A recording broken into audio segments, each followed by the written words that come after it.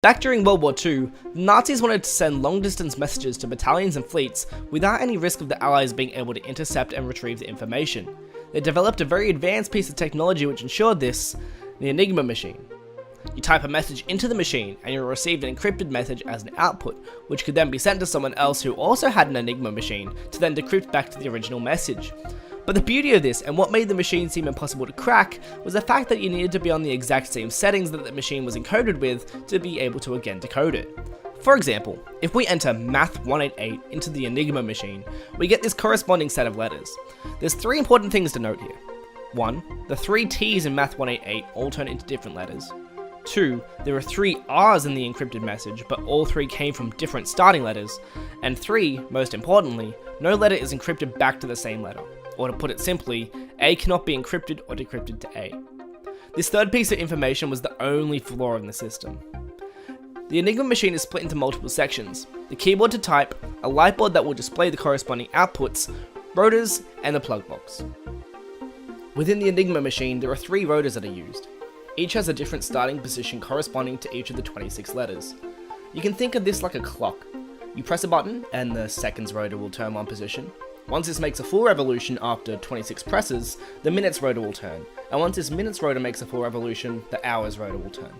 On top of this, the rotors themselves can be removed and have their positions changed, and there are 5 different possible rotors that can be used in the machine.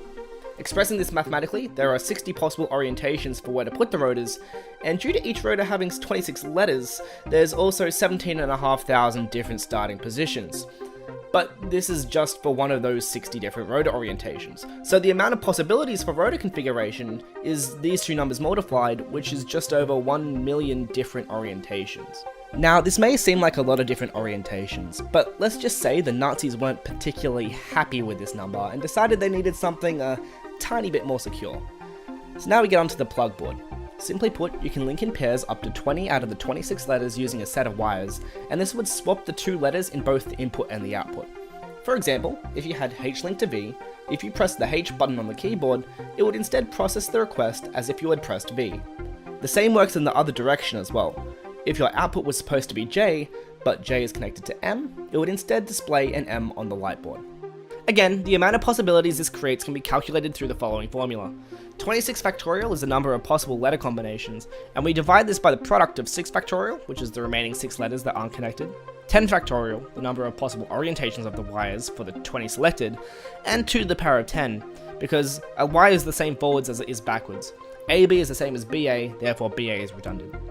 When we perform this calculation, we get a whopping 150 trillion combinations. But this is just from one of over 1 million possible rotor orientations, so we take this number and multiply it by a number of rotor orientations, and we get a staggering 158 pentillion combinations.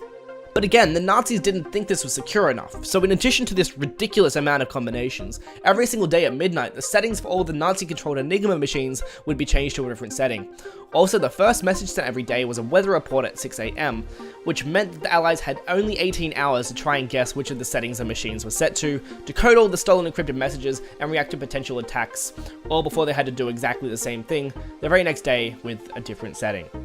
In comes Alan Turing, a British cryptanalyst, or a codebreaker, who headed England's efforts to break the Enigma machine.